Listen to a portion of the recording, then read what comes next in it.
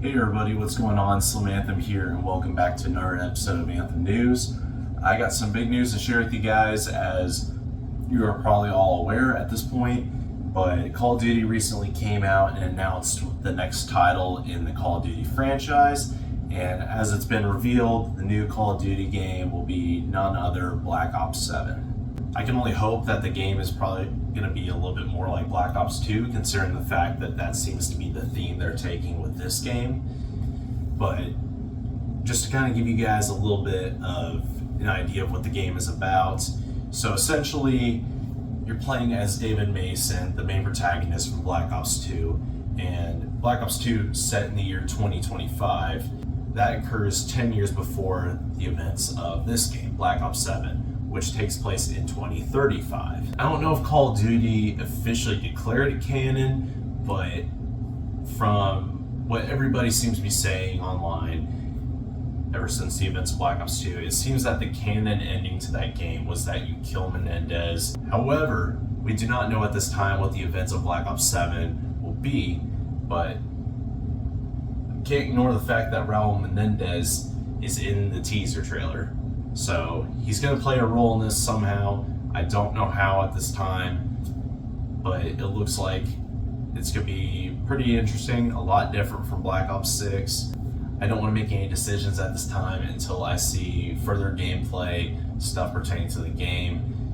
But I'm very skeptical about how this game will turn out, considering the fact that they're copying the same thing that Call of Duty did with the Modern Warfare reboot series, because Modern Warfare 2, the reboot, was released in 2022, and then that following year, Modern Warfare 3, that reboot, came out. So essentially it was pretty much just like paying for a $60, $70 DLC, and the game was only slightly different, and arguably because it was rushed and there wasn't much time that went into developing the game, it was kind of a flop. I don't really have a whole lot of positive things to say about Modern Warfare 3 when that came out.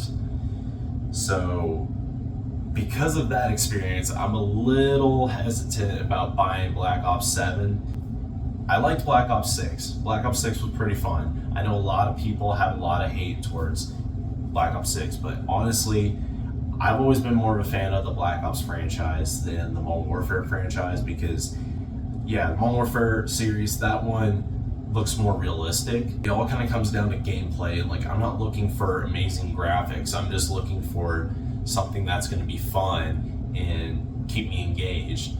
And really, that's just been the Black Ops series, because I have never spent more time in any franchise than the Black Ops series. But one last thing I would like to tackle before I end this video, I would like to mention that Tony Hawk's Pro Skater 3 and 4, that will be coming out next month, and I am looking forward to buying that. There's not really much of any hesitation to that, because I know for a fact I'm going to get that game, because I have been waiting on it for several years now, ever since they did the reboot for Tony Hawk Pro Skater 1 and 2.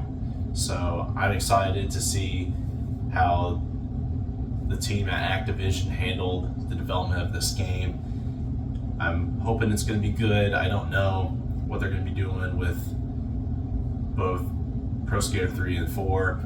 I assume with 3, they'll probably handle it the same way they did with the original game, how it was all just classic mode.